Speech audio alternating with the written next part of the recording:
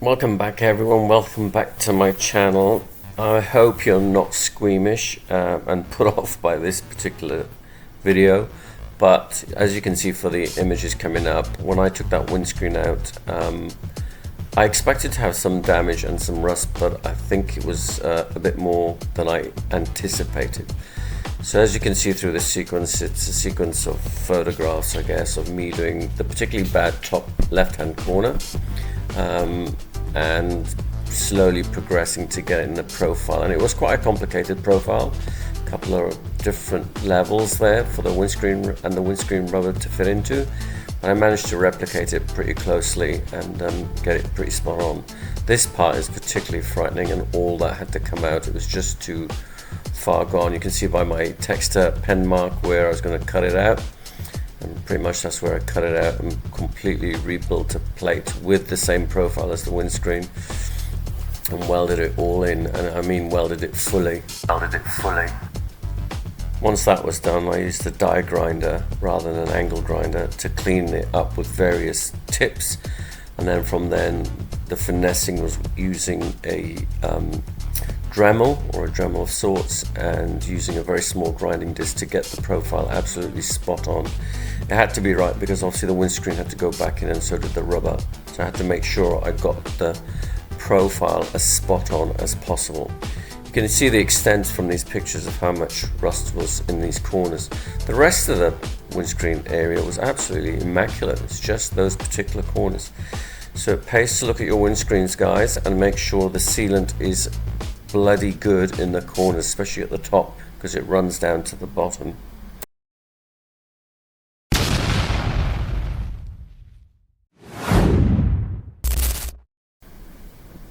So this is a view of all the welding done, all the trimming, all the grinding, all the fettling done, and a coat of zinc gal sprayed over the steel, and also some steel primer. One side already finished with the bog and the filler to get the profile as smooth as possible and to fill any undulations in between, so that the windscreen and the rubber would slide in nicely, because you want it as smooth as possible, because these windscreens, as I later found out, were really hard to put in. They're not like a little car. So took this opportunity to work on the front panel now that it's off, and filled all the holes where the fire truck lights were. And of course they don't put these things on gently, do they? So this bit butchered, and so a bit of filling is required. I welded the holes, so here they are, the three there. So just waiting for that to go off, and then I'll send that back and ready for spray painting. Meanwhile, the truck window edge, which was corroded, is now finished. I'm about to take the masking off and see what it looks like, but I'm quite happy with the finish. This is all new in here and on the inside. Of course, paint hides everything, but it's solid. That was all plated here, and all this piece here is plated to there. Just see a blemish there. The flat bits were all good, so all the flat bits here with all the corners. So the corner here is a new plate up to about there, I think. So all this is new, and on the inside. And the same with this. In fact, this one had a hole up there. I can't quite reach it. I don't want to touch it. And down to about there. So that all the corners were buggered. That one there in particular, the corner was buggered. Now that one there, the corner was even on the inside. I had to rebuild it, plate it and weld it. It was a real mission. This one here was just on the outside, so this part is new. But there was a hole right there, really bizarre. Anyway, it's all done. It's a bit tender, but it's dry, so it's not catching anything like bits of flaky old paint. There's a bit there which I don't even see if you can see it on the camera, which I'll scrape off a tiny bit there, but I don't think that's going to make any difference. So I'm going to take it off, and I don't think I need to keep it for any reason there. I'm just trying to think before I remove all that, because so much work getting this masking on. But I don't think I do. Yeah, that might just be razored off with a razor. But on the whole, it's dry. So while I'm waiting for the filler to go off, or the bog on that panel, I'm just going to take some of this masking off, and then I can paint the inside of it. And then hopefully next week I'll give it a week to harden fully, because this has had an undercoat. So I'm using Bottles DTM 9 8. It's really good stuff. It's like 80 something or 90% solids in it, and the Poly U400 for the top coat, which is the same stuff I used on the other grey bits of the truck.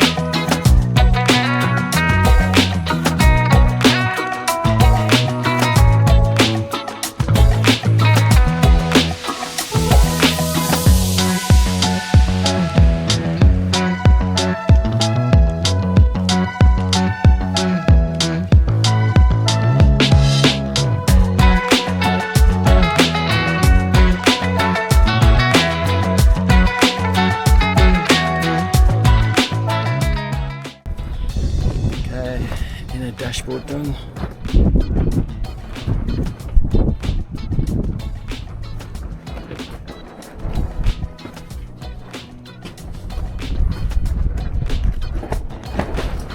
Windscreen's all done.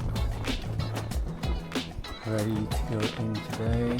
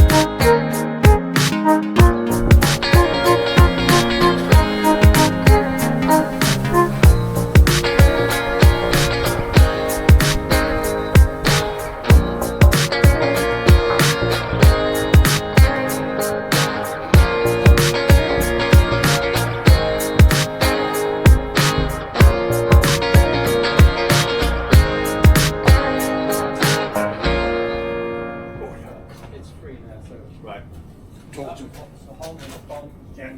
Talk to me, Goose. Do you want me to come my way? Away from the truck a bit and then back. So just away from the truck and then we'll lower it. Yeah. Right.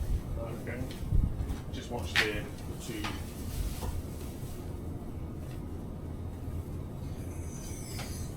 Sit now, we need to go back a bit.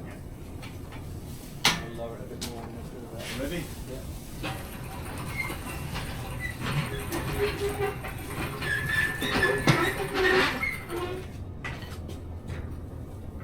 Okay, coming down. Yeah.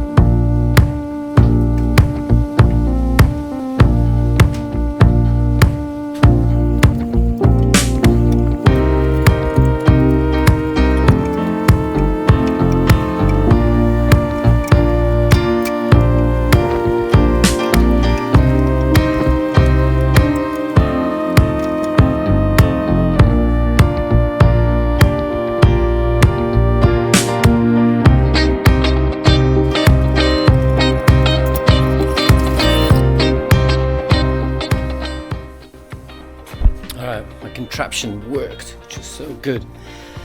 So all I've done is use my engine hoist and made a bracket yesterday to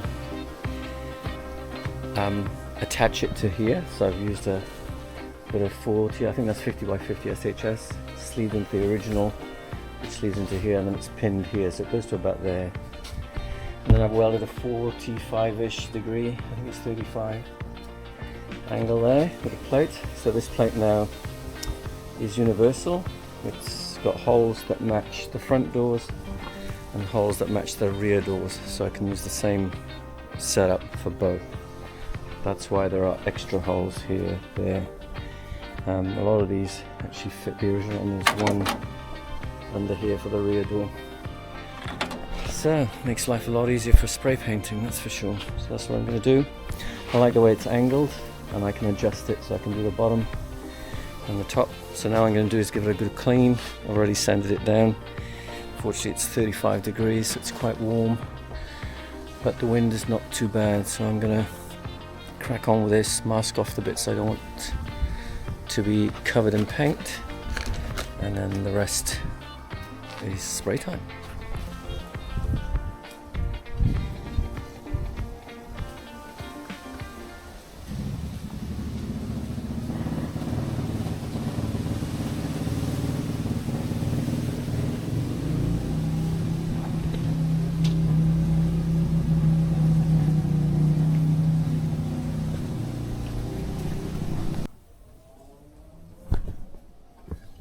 There you are. Another warm day. Good thing about warm days is the paint dries quicker. Anyway, primer's been done. I flattened it off. Not that you can really see. And I'm going to now spray paint it with a top coat. So this door is now almost fully prepped. This is the back passenger side. I'm just going to give it one more rubbing over, and I'm going to mask it off and then get it mounted to my lifting mechanism. This one is ready to come down. There's not much I can do with it now. I'm really pleased with the finish. This came out really well. There is a little blemish right in the middle here somewhere, which I might buff out some other time when it's on the truck. But on the whole, she's looking pretty good. Unfortunately, I can't put any of the fittings back on because obviously I had to mask this area off, so I'm going to have to bring it down. It would have been nice. I might try and rip some of this up and see if I can get some of the fittings on. The less I handle it on the floor, the less it's going to get damaged, because it's going to have to go back on the floor so I can mount the rear one.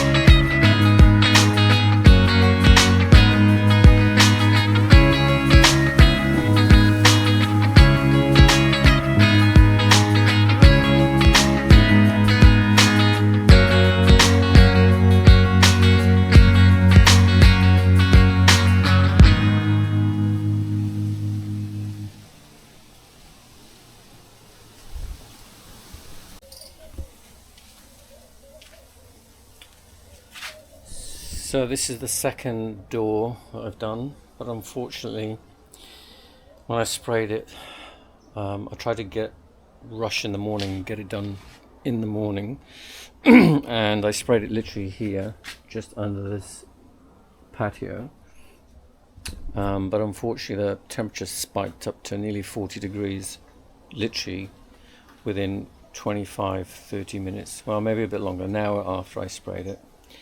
So the temperature went up from like 35 to nearly 40. Perhaps in hindsight I shouldn't have done it, but I'm rushing to get this done.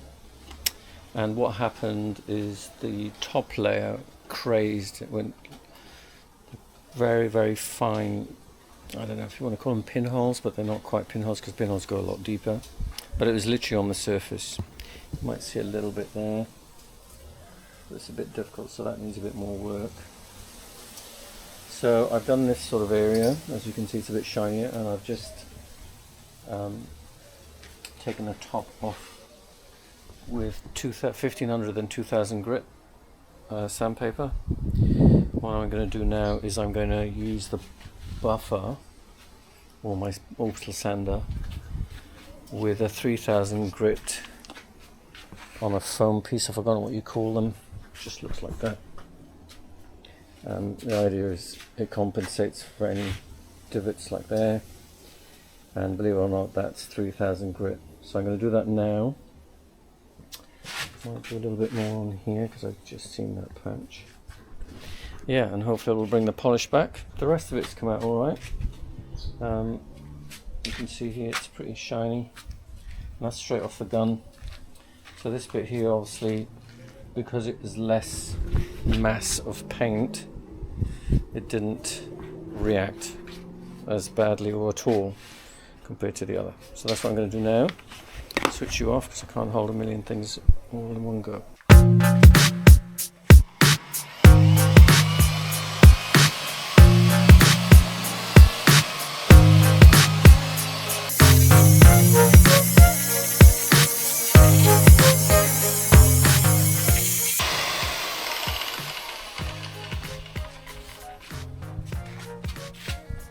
So a bit of cutting compound with this wheel, and I think we're nearly there. So what I'm going to do now is a proper buff with normal polish, and that should bring it up to a perfect shine like it was off the gun, hopefully.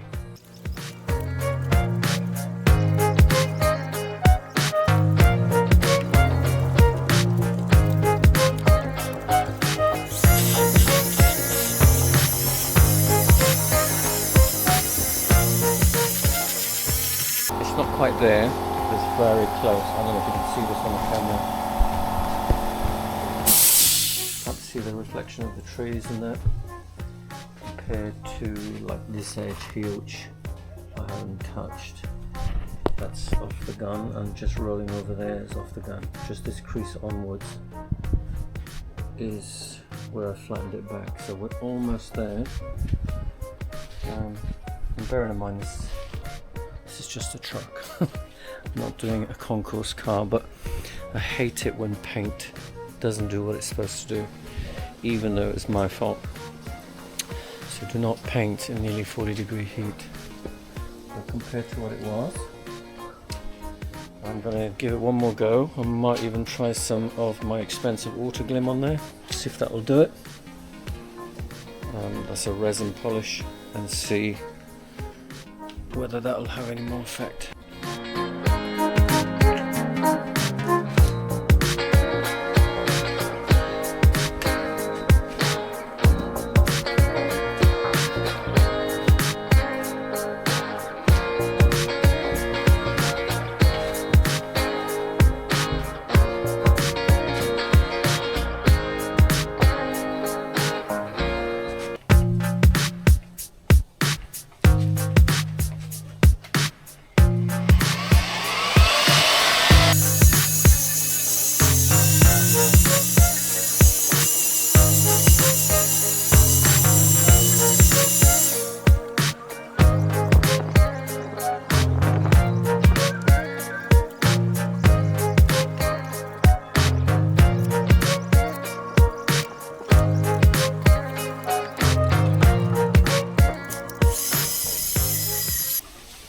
Well, I don't know what you can see, but I think that's pretty much done. You can see the palm trees, and yeah, that's pretty shiny and reasonably flat.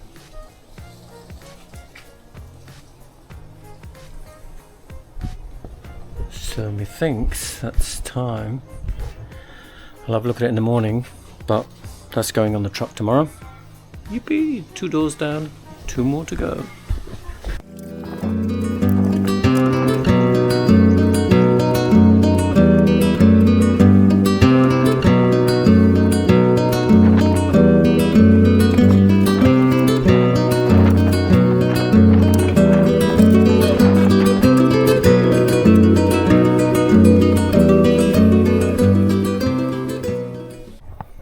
Another morning.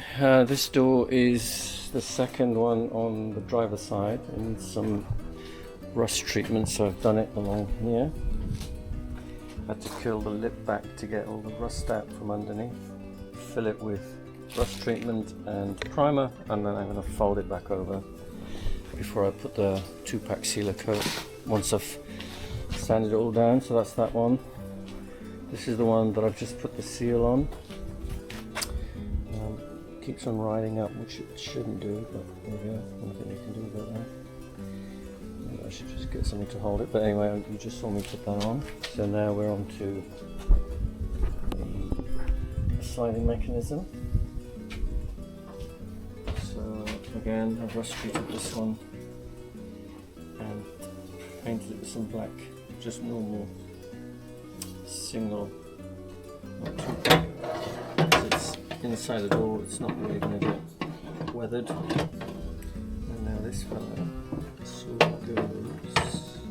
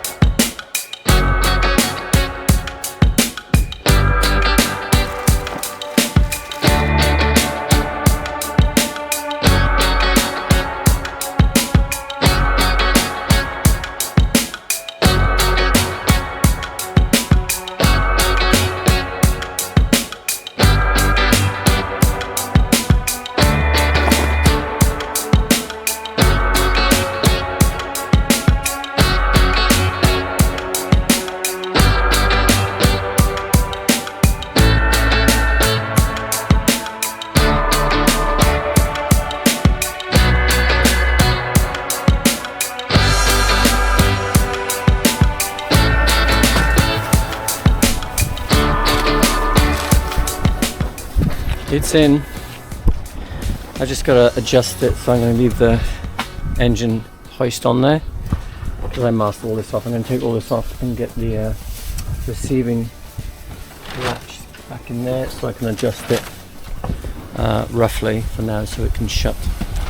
But yeah, thank God for that. It's getting a bit windy, as you can hear, so I was a bit concerned that it was going to hit something, but luckily it did.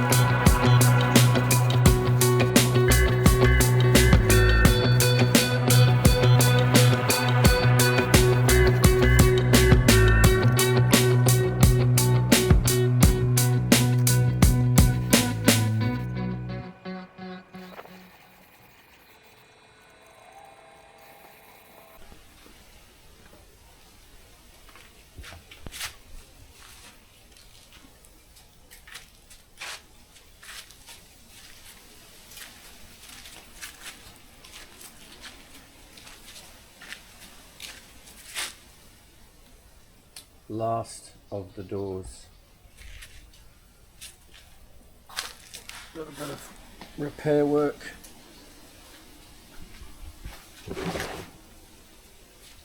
And last of the back door.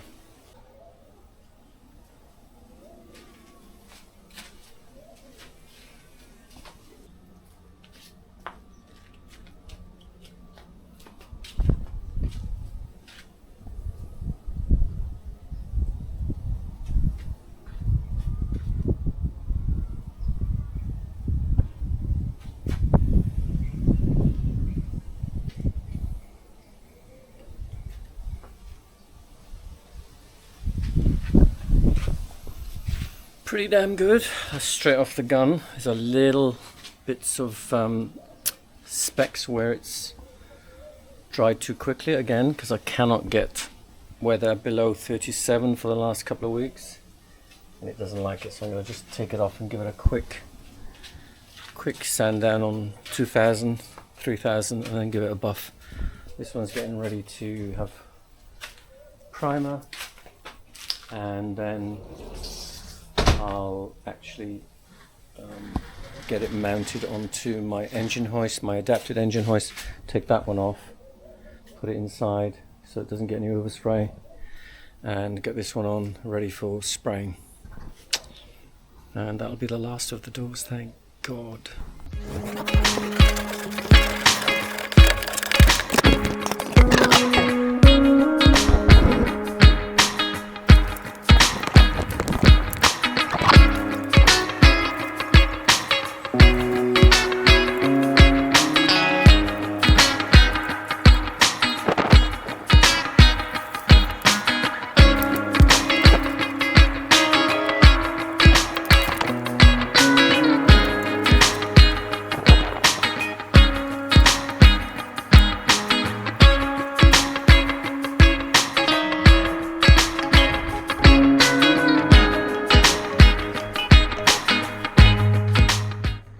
Just clearing out the paint from threads by using the M8 tap, just enough to come through the other end. Can't see myself.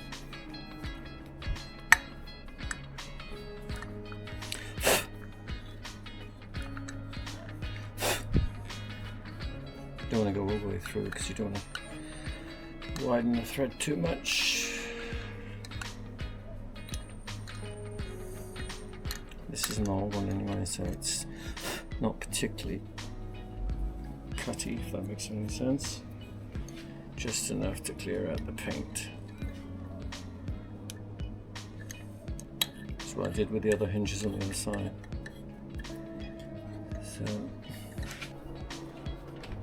So while I'm in there, get some Nanotech in there and fill some of the voids before I put the hinges in.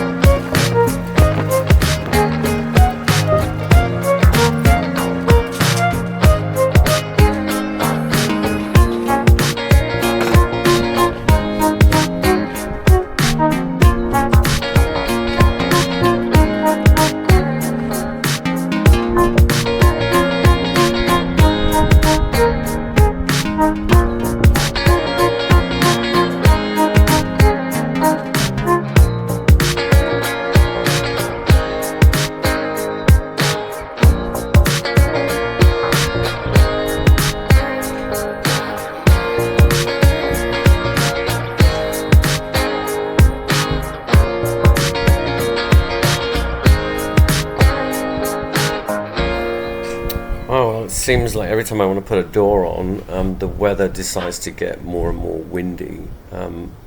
This day got windier and windier as the time went on, and it seemed like for every time I put a door up, the wind would just decide, oh yeah, let's annoy Omar and blow some more wind to really frighten me and potentially make the door slam into the side of the cab after I've just freshly painted the whole lot. But anyway, luckily nothing like that happened, and it all went to plan.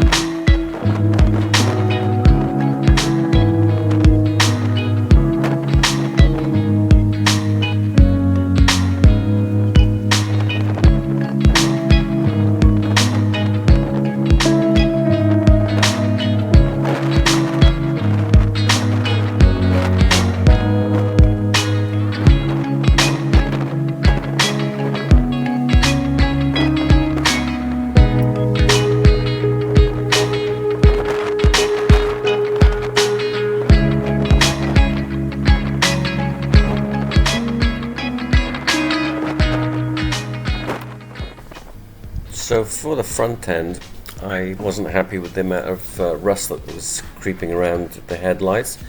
So what I did is I sandblasted the majority of the rusted areas, but only down to sort of bare metal in the actual rusted areas, not the whole panel. I sandblasted it down or feathered it off down to the sort of undercoat.